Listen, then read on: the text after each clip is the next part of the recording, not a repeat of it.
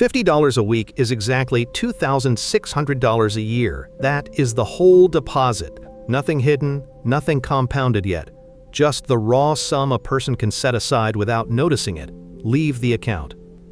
And here is the problem most savers never see coming. Treated as a piggy bank, $2,600 stays $2,600. Treated as a system, that same weekly amount is what covers a full year of living expenses. The distance between those two outcomes is not effort. It is not a bigger paycheck. It is structure. Skip the structure, and the difference between $2,600 and a year of freedom simply sits on the table, untouched, year after year. So the question this video answers is narrow and stubborn. How does $50 a week, barely $2,600 a year, ever add up to 12 months of expenses? The arithmetic looks impossible until you stop counting deposits. Because the deposits, it turns out, are the smallest part of what makes this work. 10 years of $50 weeks is $26,000. That is the number the piggy bank tops out at, and it explains why so many savers quit around year 3, staring at a balance that feels like it should be doing more. Look at that figure honestly. $26,000 over a decade, sitting in a checking account or a coffee can equivalent. A low-yield savings account paying a fraction of a percent. For most American households, $26,000 is not a year of expenses. It is 3 or 4 months, maybe 5 if they run lean. The math, taken at face value, seems to confirm the skeptic's suspicion. Small money stays small. But that flat total hides a decision most people never realize they made. They chose the deposit and ignored what the deposit sits inside of. Consider two savers, identical in every visible way. Both put away exactly $50 a week. Both are disciplined, both never miss. The first parks the money in a standard account earning almost nothing. Call it 0.4%, which is generous for what most large banks actually pay. After 20 years, that saver has roughly $54,000, just north of the $52,000 in raw deposits. 2 decades of discipline bought about $2,000 of growth. That is the piggy bank, running at full effort, and it barely moves. The second saver does one thing differently. Same $50, same 20 years, but the money lives somewhere that returns a long-run average closer to 7%. That saver ends near $109,000, more than double the deposits, and more than double what the first saver reached with identical discipline. Same effort, same paycheck, same willpower. The gap between $54,000 and $109,000 was never about the person. It was about the container. This is the plateau the raw number hides. Deposits are linear. Add 50, get 50. They march in a straight line and never bend. What bends the line is what happens to the money after it lands, and a piggy bank does nothing to it at all. It just holds. Holding is not building. So recalculate the whole premise. The question was never whether $2,600 a year is enough. Flatly, over a fixed span, it is not. The question is what that $2,600 becomes once it stops being a pile and starts being an input. The first saver treated the weekly deposit as the entire product. The second treated it as fuel for something else. And notice what neither saver has solved yet. Even the second one, at $109,000 after 20 years, has bought maybe a year or 2 of expenses, not the durable, repeatable year of freedom this system promises. Yield alone lifts the ceiling. It does not reach it. There are still moves stacked above it, and each depends on the one below. Which is exactly why the deposit total plateaus instead of compounding into something bigger. A deposit is an event, not a mechanism. Left alone, it repeats and flatlines. To break the flatline, something has to be added on top of the deposit, and the surprising part is where that stack begins. It does not begin with picking the right fund, or timing a market, or finding a secret account. It begins somewhere far more mundane and far more reliable. It begins with removing the one variable that sabotages nearly every small savings plan ever attempted: the human being. The most fragile part of any savings plan is the person running it. So the first layer removes that person from the loop entirely.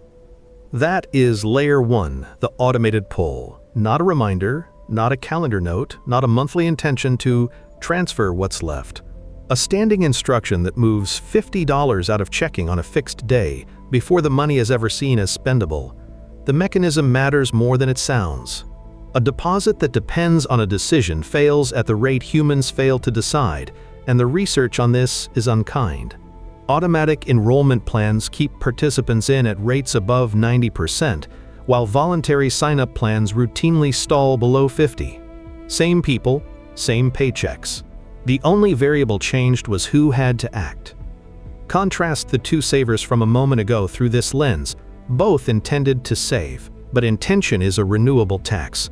It must be paid every single week, and every week it can be skipped. Automation pays it once, at setup, and never asks again. The saver who automates is not more disciplined. They have simply arranged their life, so discipline is no longer required. That is the quiet logic of Layer 1. It does not strengthen willpower, it retires it. But automation alone has a leak. Money that arrives somewhere is money that can leave the same way. If the $50 lands in an account linked to a debit card, visible in the banking app beside the grocery balance, it stays psychologically spendable. It gets borrowed for a car repair, a holiday, a slow month, always with the promise to replace it. The automated pull fills the bucket. Nothing stops the bucket from draining out the side. Which is where Layer 2 comes in, the friction gap.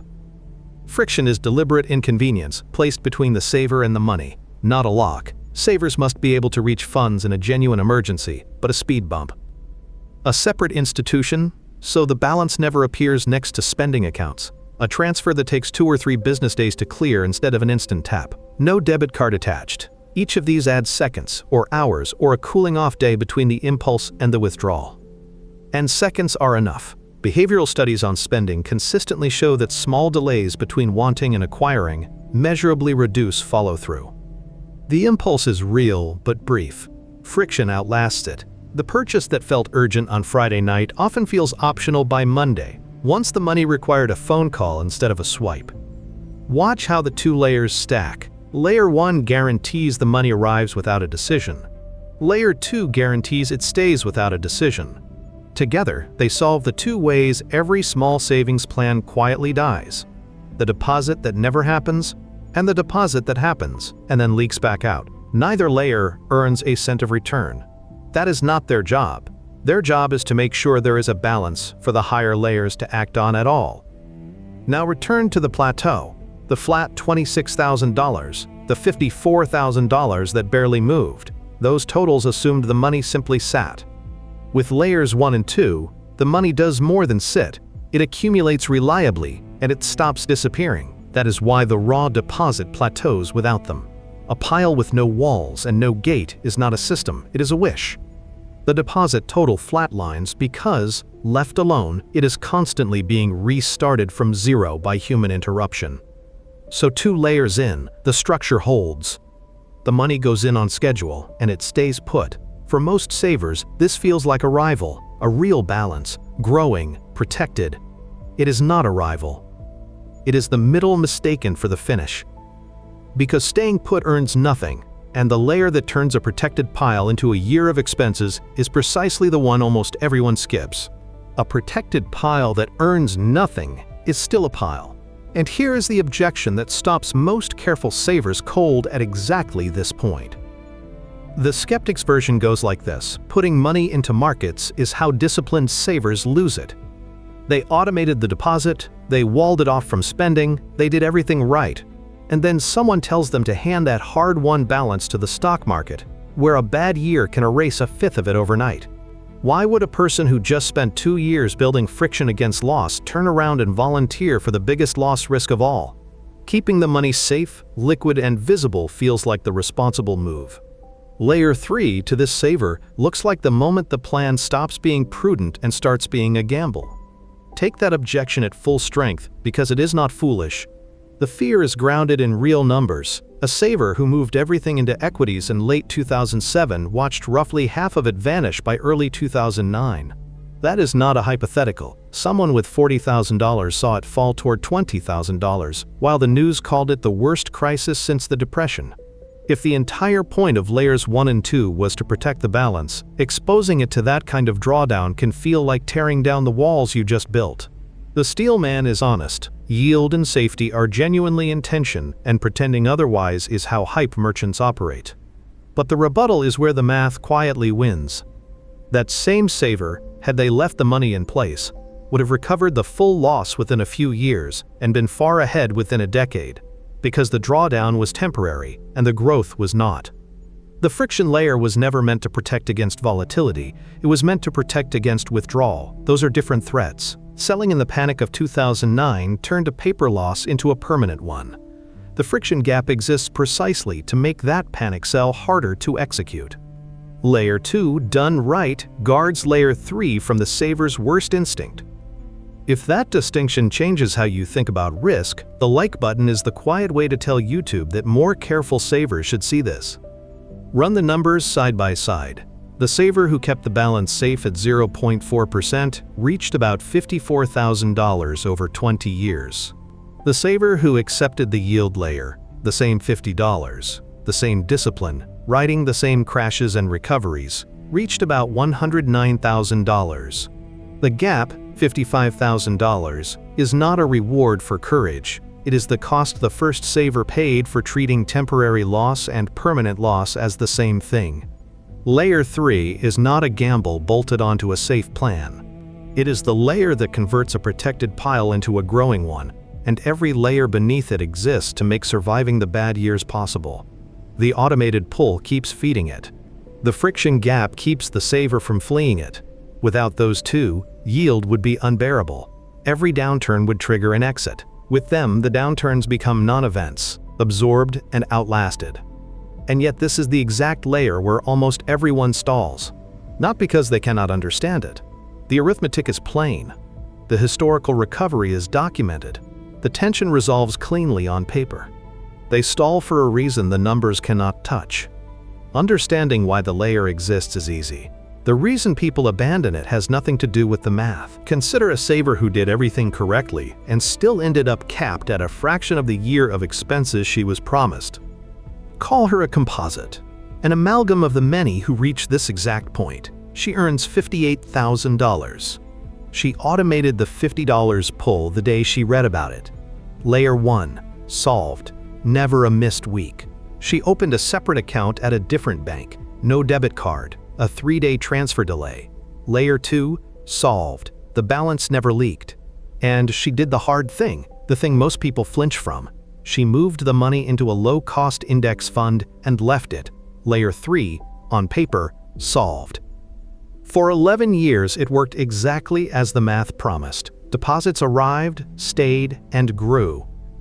She rode 2018's stumble and 2020's crash without selling, because the friction gap made panic selling a 2-day ordeal instead of a tap. By year 11, she was near $46,000, ahead of schedule, quietly proud. Then her daughter started college. The tuition bill was real and immediate, and the balance was right there, grown, healthy, exactly the kind of money a parent reaches for. She withdrew $30,000. Not recklessly, not to spend on nothing, for the most defensible reason a person can have. And in a single transfer, 11 years of stacked layers collapsed back toward the plateau she had spent a decade climbing out of. Here is the emotional turn, and it is uncomfortable. She had not failed at layer 1, 2, or 3. She had failed at a layer she never knew existed.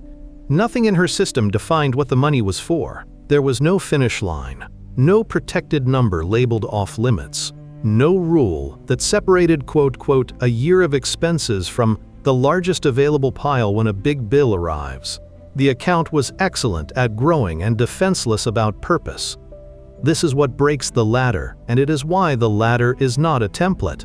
A template says, automate, wall off, invest, done. But run those 3 layers with no 4th, and you have built a beautifully engineered machine for accumulating money that will be spent on the next large, legitimate emergency. Because everything large and legitimate feels like the exception the money was saved for. Notice the shape of the failure. It was not the market that took her year of expenses, not a fee, not a crash, not a missed deposit. It was the absence of a definition. The first 3 layers are mechanical. They can be automated and forgotten. The fourth cannot, because it is the only layer that answers the question the other 3 never ask.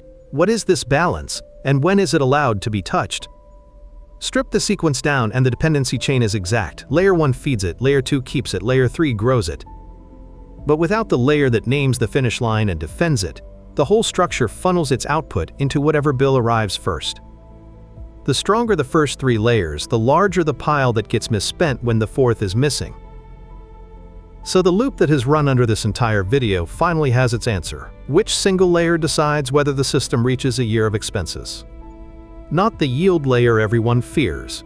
It is the definition layer almost no one builds, the one that turns a growing balance into a purpose the saver refuses to raid. With the weak rung repaired, only one question remains. What precisely does a year of expenses actually equal?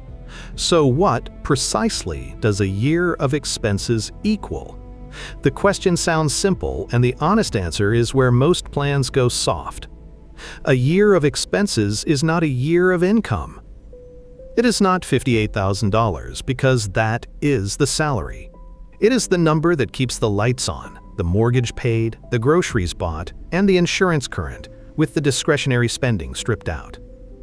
For a household running on $58,000 of income, actual survival expenses often land closer to $36,000 or $40,000 once the vacations, upgrades, and impulse buys are removed. That gap is not cheating. It is the difference between replacing your lifestyle and buying your freedom. Layer 4, then, is a definition and a rule. Define the target as bare annual expenses, call it $40,000, and declare that number off-limits to every bill that is not a genuine loss of income. Not tuition, not a wedding, not a roof. Those get their own plans. This one balance answers exactly one question. If the paycheck stops, can the household stand for 12 months without selling anything or borrowing from anyone? History has done this before, at scale, under a different name. During the Second World War, the United States sold war bonds through automatic payroll deduction, money pulled before it was seen, locked into an instrument that could not be casually spent, earning a defined return and pointed at a single fixed purpose. Roughly 85 million Americans participated. The genius was never the individual bond. It was the 4 moves stacked together: automatic pull, enforced friction, yield, and a purpose so clearly defined that people did not raid it for a slow Tuesday.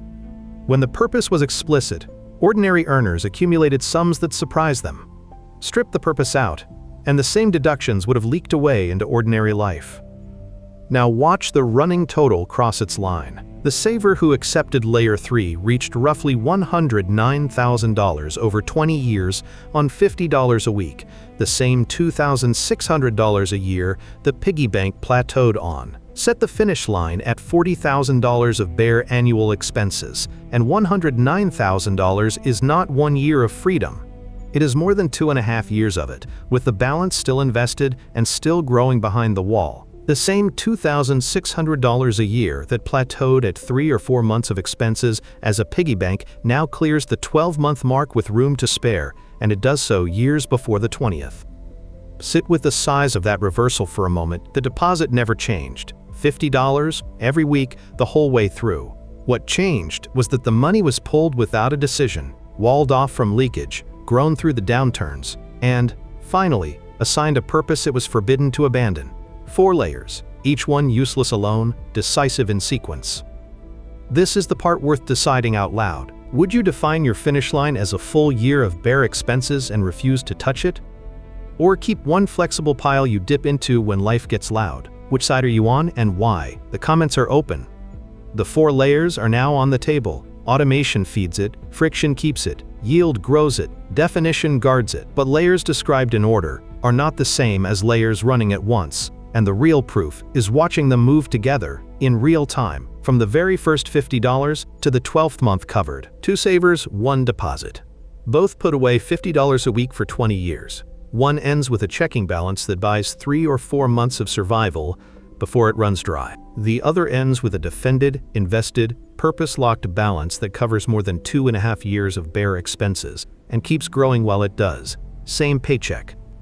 same discipline. Same $50, every week, the whole way through.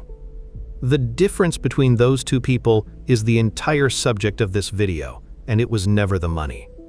Here is the central truth the arithmetic has been circling from the first sentence. Deposits are linear, systems compound. That $2,600 a year, the whole deposit, the number we started with, left as a pile, marches in a straight line and dies at 3 or 4 months of expenses.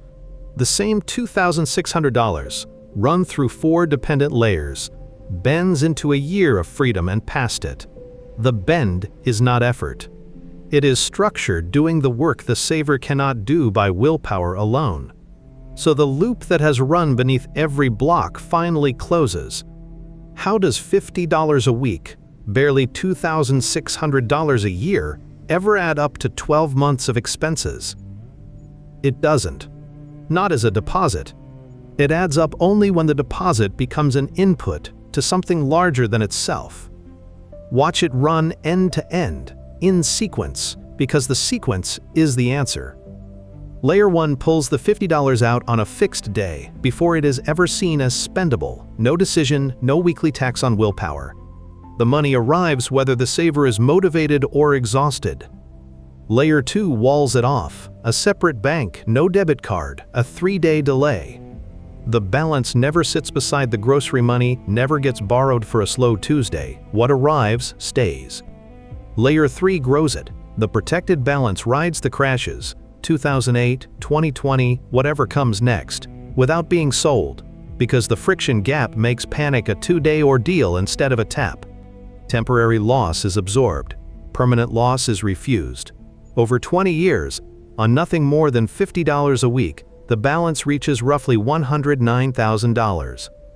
And Layer 4 names the finish line and defends it. Bare annual expenses, call it $40,000. Declared off-limits to every bill that is not a genuine loss of income, not tuition, not a roof, not a wedding. This one balance answers a single question. If the paycheck stops, can the household stand for a full year without selling anything or borrowing from anyone?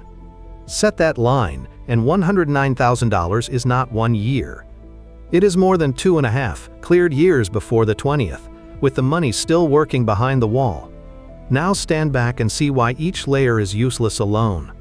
Automation with no friction feeds a bucket that leaks. Friction with no yield protects a pile that never grows. Yield with no definition builds a beautiful machine that funnels its output into the next large, legitimate emergency.